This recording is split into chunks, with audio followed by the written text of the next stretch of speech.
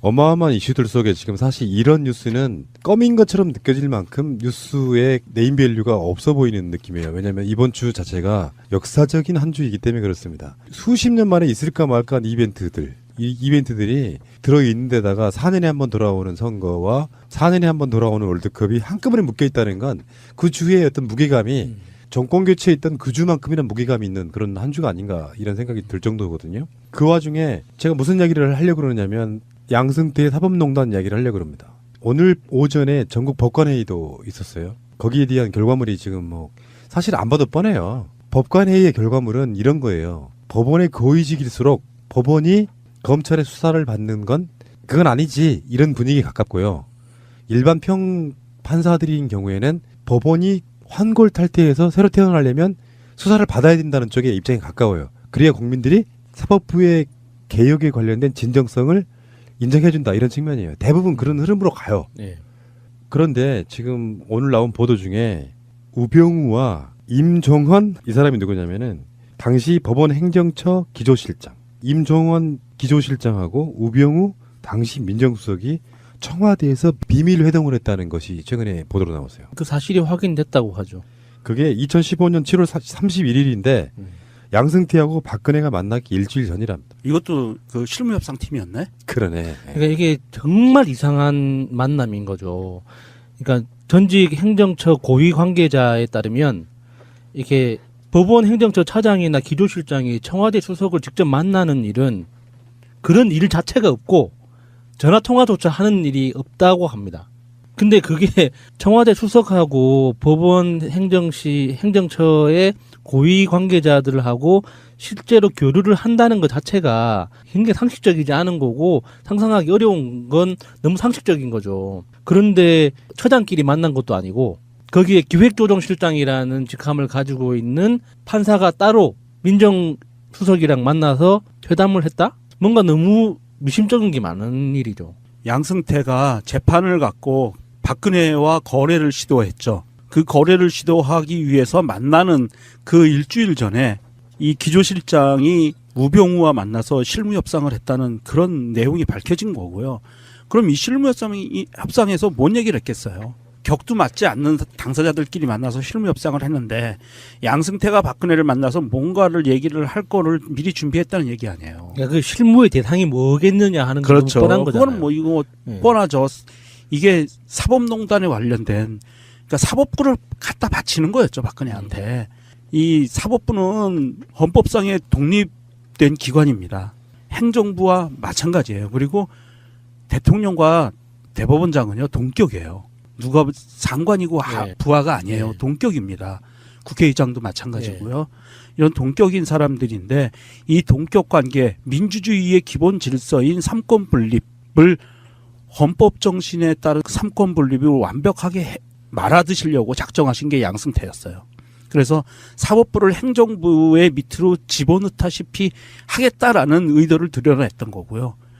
그것에 따라서 지금 사법부의 그 재판 농단들이 벌어진 건데 그런데 지금 현재 고등법원 판사님들은 사실은 엄격하게 얘기하면 공범이거든요. 양승태가 공범이에요. 네. 협조자 정도도 아니에요. 이런 공범들은 무섭죠. 이게 털리면 자기들 다 날아가니까. 그러니까 끝까지 반대하는 거고요. 밑에 이제 일반 그 지방법원 판사들은 이건 사법부의 권위를 제대로 세우기 위해서는 갈 수밖에 없는 길이다. 정식으로 수사를 촉구하고 있고요. 이런 상황인데 만약에 지금 대법원장이 바뀐 이 체제에서도 만약에 사법부에서 이 사건에 대해서 검찰에게 수사 의뢰를 하지 않는 것으로 결론이 난다면 어떤 상황이 벌어지는 줄 아세요? 대한민국에서? 사법부를 갈기갈기 찢어야죠. 아니요. 그거는 너무 폭력적이고요. 이런 결과가 나옵니다.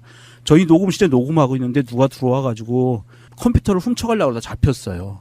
이 사람 재판 안 받으려고 그래요. 경찰서 안 가려고 그럽니다. 이 안에서 끝내려고 그러지. 그렇죠. 네. 맞아요.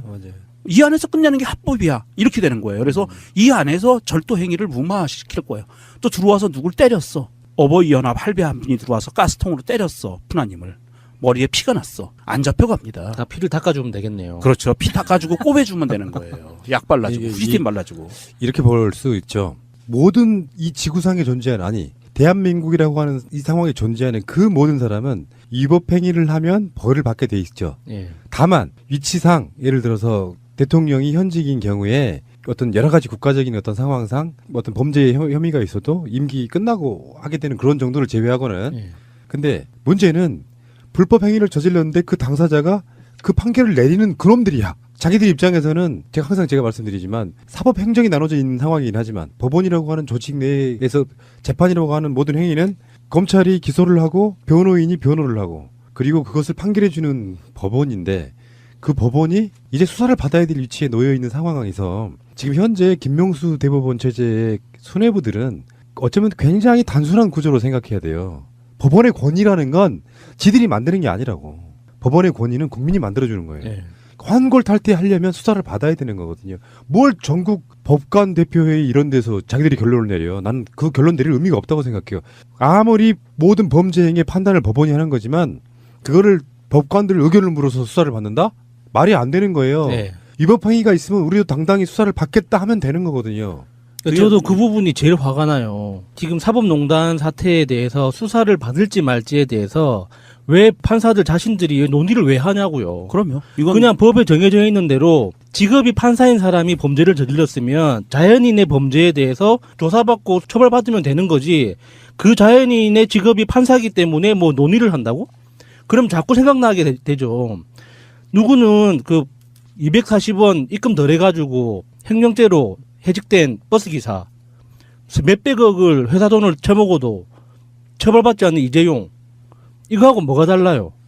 그러면은 지금 이미 검찰의 고발장이 접수된 것만 9건인데 이 사법농단 사태에 대해서 그러면 그 고발된 것까지 다 그러면은 합쳐서 이거를 고발 자체를 있는 일로 치고 수사를 할지 없는 일로 무마시킬지 이거에 대해서 지금 판사들끼리 모여서 논의를 하고 뭐 결론을 내리겠다고? 이런 행동들 자체가 국민들을 화나게 하는 거예요. 그럼요. 이게 자 조폭들이 있잖아요. 폭력단체.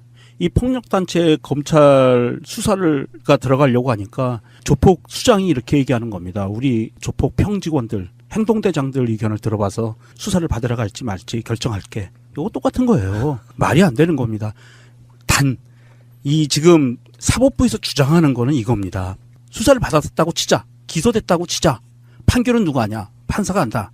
그런데 1심에서 유죄 나왔다고 치자. 그런데 2심에 와서 고등법원에 하는데 저 반대하는 판사들이 무죄 내리면 어떡할 거냐. 대법원 가는데 최종 무죄 내리면 어떡할 거냐. 이 얘기예요.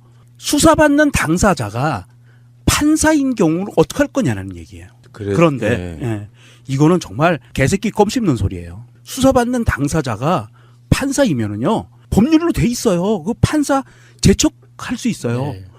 저 판사 관련된 사람입니다. 제척해 주세요. 이러면 돼요. 이런 것들이 다 있는데도 그러니까 안전장치가 마련돼 있는데도 불구하고 그래서 우리는 검찰의 수사를 맡는 것보다 내부적으로 정리해서 끝내는 게 나아. 조폭들이 사람을 죽여도 내부에서 그냥 벌 주고 마. 이거하고 똑같은 거예요. 예. 그러면 안 되는 거죠. 7일 날 전국 법원장 회의라는 게 있었는데 그 회의의 전반적인 기류는 그거였어요. 재판 거래에 합리적인 근거가 없다. 재판 거래에 합리적인 근거가 없다. 지금까지 나온 그건 게 아니 수사는요 검찰이 하는 거예요. 그러니까 자기들이 하는 게 아니야. 그 문건만으로 봤을 때는 거래했다는 증거는 없다. 실제로 이 사람들이 놀리는 거예요. 이런 생각을 할 수 있지. 근데 그걸로 거래했다는 증거가 있냐. 그러니까 무슨 수사를 받냐. 명정님 말씀처럼 그러니까 수사를 받으라는 거죠. 억울하면. 그럼요. 근데 저는 그 상고법원 만들려다가 이제 또 옥상 옥인 판사법원이 생기게 생겼어. 사법부에 속하지 않는 판사나 사법부에 관련된 재판은 따로 하는 법원이 하나 생겼으면 좋겠어. 상고법원 만들려다가 판사법원 생긴다. 이런 거지. 차라리 그냥 시민법원을 하나 만들죠. 만들어야겠네요. 정말. 시민으로 구성된 시민법원을 만들어서. 그래서 이런 문제들 때문에 문재인 대통령이 정부 출범하고 나서 처음 시도했던 게 그거였잖아요. 공수처. 이게 필요한 거예요. 고위공직자 비리수사처가 필요한 이유가 이런 말도 안 되는 짓거리들을 벌이고 있는 판사들이요.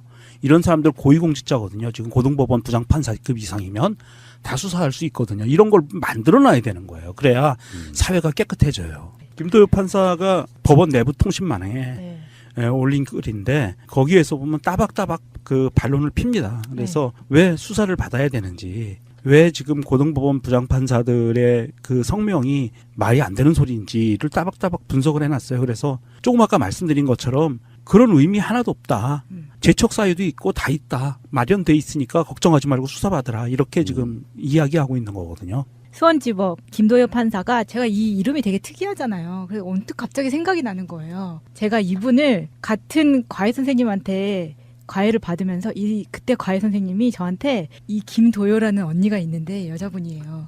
얘가 얼마나 공부를 잘하는데 너는 얘만큼만 하면 돼. 선생님이 항상 했던 이름이 갑자기 딱 생각나서 찾아보니까 그 사람이 이 사람. 김도엽 판사가 여자분이었어요? 네. 참 그 김정은 위원장과 트럼프 대통령이 그 오랜 시간의 어떤 대결의 관계를 깨고 세상이 바뀌고 있는 이 시대에 법원이라고 하는 것이 준법의 공간이 돼야 되는데 무법의 공간 이런 느낌이잖아요.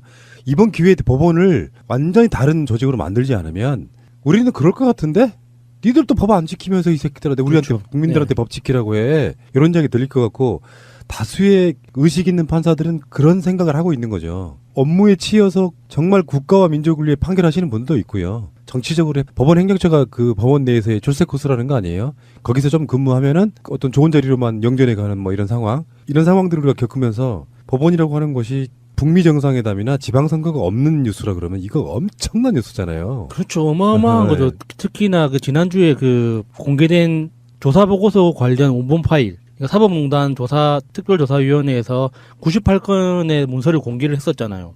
근데 그것도 엄청난 일인데도 불구하고 큰 소동 없이 지나갔잖아요. 그러니까 지금 시민사회에서 나머지 그러니까 410개 조사된 410개 전부 다 공개하라는 요구 자체도 그렇게 크게 다루어지지가 않고 있어요. 자, 알겠습니다. 이런 거네. 오늘 이 시간에 뉴스는 굿뉴스, 배드뉴스 뭐 이렇게 전달해 드린 것 같습니다.